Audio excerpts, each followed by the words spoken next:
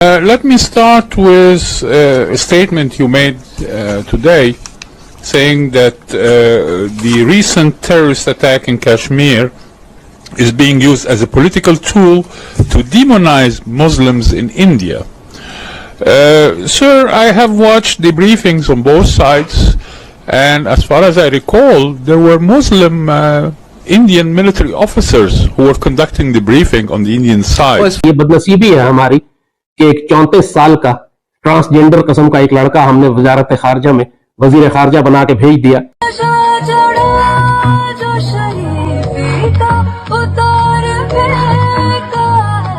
बिलावल भुट्टो जरदारी पाकिस्तान से बाहर मुल्क के लिए सिफारती मिशन पर हैं। शशि थरूर ने बात की है ब्राजील में, बिलावल भुट्टो ने बात की यूनाइटेड नेशंस के हेडक्वार्टर्स में। या तो he is not prepared well enough, honestly वो ऑफ द कफ बात कर रहा है। He should not do that. He's not that smart. लेकिन बिलावल भुट्टो जरदारी के चेहरे को देखिए, इनके माथे को देखिए। जब आप इनके माथे को देखते हैं तो जेल बैक किए गए बाल, लेकिन उसके बावजूद भी रिसीज करती हुई। लेकिन जब उन्होंने मुसलमानों की बात की, यानी उन्होंने एक तरीके से है ना कि भाई देखिए ना, आपको पता है ये पाकिस्तान ठेका लेता है ना इंडिया के मुसलमानों का। He acknowledged कि वो टेररिज्म हो रहा है। That was to me very interesting. कि तो वो मुझे हैरत हुई, मैं सरप्राइज हो गया genuinely कि okay, so he has conceded कि this is terrorism. आपको ऐसा लगता है कि बिलावल भुट्टो जरदारी शदीद कमजोर हुए हैं और पिछले कुछ अरसे में हुए भी हैं। फिर चेहरे पर बिलावल भुट्टो जरदारी के दोनों होंठों के साइड पर जो स्किन है उसको देखिए। उन्होंने जब मुसलमानों पे बात की तो एक जर्नलिस्ट उठ खड़े हुए फिर उसके बाद, और उन्होंने बिलावल भुट्टो से कहा कि ये जो आपने बात की है इंडिया के मुसलमानों में, तो ऐसा नहीं है जो आप बात कर रहे हैं। वेट लॉस के लिए टैबलेट आती है ओज़ेम्पिक, ये शुगर के पेशेंट्स भी यूज करते हैं। ओज़ेम्पिक खाने की वजह से बिलावल भुट्टो जरदारी का वेट इतनी तेजी से कम हुआ। नमस्कार, जय हिंद, जय भारत। दोस्तों, आतंकवाद पर भारत के प्रहार ऑपरेशन सिंदूर के बाद पाकिस्तान ने भारत की कॉपी करते हुए विदेशी मुल्कों में अपना प्रतिनिधिमंडल तो भेज दिया, लेकिन वहां पर उनकी अंतर्राष्ट्रीय फजीहत सामने आ गई और पाकिस्तानी पूर्व विदेश मंत्री बिलावल भुट्टो की यूनाइटेड नेशन में जबरदस्त इंसल्ट हो गई। एक तरह से आप कह सकते हैं कि बिलावल भुट्टो को आगे से कोई जवाब नहीं आया और वह मुंह देखता रह गया। बस झूठ बोलने की आदत से मजबूर बिलावल से एक गलती हो गई। उन्होंने यह टिप्पणी एक प्रेस कॉन्फ्रेंस में की थी। तुरंत वहां मौजूद एक पत्रकार ने उन्हें आईना दिखा दिया। भारत में मुसलमानों के बारे में बिलावल के भद्दे दावों पर पलटवार करते हुए एक विदेशी पत्रकार ने उनको करारा जवाब देते हुए कहा, मैंने ऑपरेशन सिंदूर के बाद भारत और पाकिस्तान दोनों की सेना की तरफ से हुई ब्रीफिंग देखी। पत्रकार ने बिलावल को याद दिलाया कि ऑपरेशन सिंदूर पर भारत के ब्रीफिंग का नेतृत्व एक मुस्लिम भारतीय सेना अधिकारी कर्नल सोफिया कुरैशी ने किया था। तो चलिए इसी पर आगे पाकिस्तानी मीडिया का रिएक्शन देखते हैं। अगर आपको हमारा यह वीडियो पसंद आए तो वीडियो को लाइक करें और हमारे चैनल को सब्सक्राइब कर लें। मैं थोड़ी बहुत स्पीच देखा हूं उनकी, बिलावल भुट्टो की, और मैं थोड़ा सरप्राइज्ड हूं बाय हु। या तो he is not prepared well enough, honestly वो ऑफ द कफ बात कर रहा है। He should not do that, he is not that smart. ठीक है, ऑफ द कफ बात करने की। I think he should write, people should write it down, ministry के लेवल पे उसको रिव्यू करें, क्योंकि ही एक्नॉलेज्ड कि वो टेररिज्म हो रहा है। That was to me very interesting. कि तो वो मुझे हैरत हुई, मैं सरप्राइज हो गया जेन्युइनली कि okay, so he has considered कि दिस इज टेररिज्म। तो ये बहुत इंटरेस्टिंग बात दिखी मुझे, क्योंकि जब वो पहलगाम की बात कर रहा है, ही कनेक्टेड द टू आल्सो कि इंडिया ने इस वजह से की। तो I am not very sure whether that level of diplomacy is very critical. तो यूएन की इट्स नॉट दैट इम्पोर्टेंट। सबसे इम्पोर्टेंट चीज ये होगी कि क्या रूबियो से मुलाकात होती है या नहीं। अनफॉर्चुनेटली इंडिया पाकिस्तान के लिए इस वक्त दोनों जॉब रूबियो के पास है, नेशनल सिक्योरिटी एडवाइजर और स्टेट। क्योंकि अगर रूबियो बिजी है तो अगर दो बंदे होते तो एक आध से मुलाकात हो जाती ना। And the problem for Rubio is कि he can't meet one and not the other.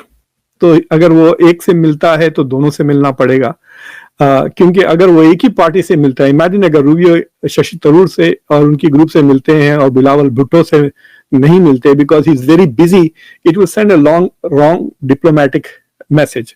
अगर डिफरेंट रैंक के भी बंदे अगर मिलते हैं तो भी it will be a wrong message. तो I don't know how they are going to manage. तो we should do another show 1-2 दिन में टू सी कि कौन किससे मिलता है. But the other thing is कि दोनों पार्टीज ने बहुत ही महंगे महंगे लॉबिस्ट को हायर किए हुए हैं. इंडिया ने भी हायर किया है, पाकिस्तान ने भी हायर किया है. Now it is a function of those lobbyist कि कितने सेनेटर्स से मिलाते हैं और कौन से सेनेटर्स से. अगर इनकी मुलाकात इन्फ्लुएंशियल सेनेटर्स जो सेनेट फॉरेन रिलेशंस कमेटी पर है उनके लिए, इंडिया के पास कोई नई मैसेज नहीं है.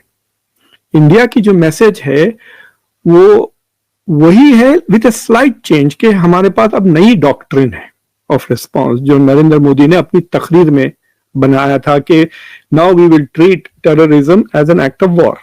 और ऑपरेशन सिंदूर खत्म नहीं हुआ, it is just on a pause. यानी बेसिकली अगर और एक टेररिस्ट अटैक होगा तो फिर हम जंग कर देंगे. और इस देखिए ऑपरेशन सिंदूर का जो इनिशियल गोल था to hit terrorist targets, not Pakistani military. जो जयशंकर का जो कंट्रोवर्सी हुई ना, जो उन्होंने फोन किया, जो राहुल गांधी कहते हैं कि आपने फोन करके पाकिस्तान को अलर्ट कर दिया कि हमला होने वाला है. तो उस फोन कॉल में डॉक्टर जयशंकर कहते हैं कि मैंने फोन इसलिए किया था कि मैं पाकिस्तान को ये मैसेज देना चाह रहा था कि हम टेररिस्ट को अटैक कर रहे हैं, पाकिस्तान को नहीं कर रहे हैं, पाकिस्तान की मिलिट्री को भी नहीं कर रहे हैं target. It is after Pakistan retaliated that India has stuck the military targets. तो इंडिया की जो डॉक्ट्रिन थी ऑपरेशन सिंदूर से पहले दैट वाज वेरी डिफरेंट. लेकिन ऑपरेशन सिंदूर के बाद जो तकरीर की नरेंद्र मोदी ने, उन्होंने कहा कि हम हर टेररिस्ट अटैक को we will take it as an act of war. और हम ना सिर्फ टेररिस्ट इंफ्रास्ट्रक्चर को अटैक करेंगे, पाकिस्तान की फौज को भी अटैक करेंगे, पाकिस्तान की इकोनॉमी को भी अटैक करेंगे. ये तीनों टारगेट्स उन्होंने अनाउंस किए. तो this is the new message I think. Bilawal Bhutto ने तकरीर किया यूनाइटेड नेशंस के हेडक्वार्टर्स में. पहले तो मैं ये कह रही हूँ कि जी वो जो सारा जो डेलीगेशन गया है उनकी एक तस्वीर चल रही है सबकी. 17 रुकनी डेलीगेशन है मेरा हाल है, 17 पीपल जो कि न्यूयॉर्क में हैं काफी दिन तक. तो उसमें जो है वो कोई ये लिख रहा था, मैं देख रही थी कि जी ये जो है ये अब चलें छोड़ें, बाद में बताएंगे आपको. तो बात ये है कि जो बिलावल भुट्टो उन्होंने क्या कहा, पहले मैं आपको ये दिखाती हूँ, ये हम सुन लें. बिलावल भुट्टो ने जहां अपनी स्पीच में कुछ नुकात पर बात की जिसमें उन्होंने वो स्टार्ट हुए कि इंडिया की तरफ से पाकिस्तान पर जो इल्लीगल अटैक किया गया, उन्होंने कहा इल्लीगल अटैक है. अब मुझे ये समझ में नहीं आई कि ये इल्लीगल अटैक क्या होता है. गैर कानूनी हमला मतलब क्या, यानी आप उसको कहें कि जारहियत है, अग्रेशन है, ये सब तो कह सकते हैं, लेकिन गैर कानूनी हमला ये क्या है. अच्छा चलें ठीक है ओके. लेकिन उन्होंने ये बात कही. अच्छा साथ में उन्होंने इंडिया के मुसलमानों पर बात की. उन्होंने कहा इंडिया के मुसलमान और फिर जो उन्होंने कहा मकबूजा जम्मू कश्मीर के मुसलमान और ये सब कि ये जो 1.5 अरब की आबादी है उसको दहशतगर्दों के उस पर नहीं छोड़ा जा सकता और हम जो है इसके पर बात करने के लिए तैयार है वगैरह वगैरह. लेकिन जब उन्होंने मुसलमानों की बात की, यानी उन्होंने एक तरीके से है ना कि भाई देखिए ना, आपको पता है ये पाकिस्तान ठेका लेता है ना इंडिया के मुसलमानों का कि भाई ये जुल्म हो रहा है वहां पर मुसलमानों पे, और ये नहीं पता कि उनके टोटल जितने वहां पर मुस्लिम्स हैं आपकी आबादी उतनी है. लेकिन वो ये है कि उन्होंने जब मुसलमानों पे बात की तो एक जर्नलिस्ट उठ खड़े हुए फिर उसके बाद, और उन्होंने बिलावल भुट्टो से कहा कि ये जो आपने बात की है इंडिया के मुसलमानों में, तो ऐसा नहीं है जो आप बात कर रहे हैं. इसकी वजह यह है कि जब जंग के बाद पहली प्रेस कॉन्फ्रेंस हुई है तो इंडिया की तरफ से जो अथॉरिटीज जिन्होंने उसको लीड किया वो तो 2 मुस्लिम वुमेन हैं. वो तो सोफिया कुरैशी हैं जिन्होंने जंग के बाद उसको जो उनका पूरा सारी टीम थी उसकी जो लीड कर रही थी वो सोफिया कुरैशी, वो एक मुस्लिम लेडी थी. तो उन्होंने कहा आप ये कैसे कह सकते हैं कि आप मुसलमानों पे वहां के बात कर रहे हैं.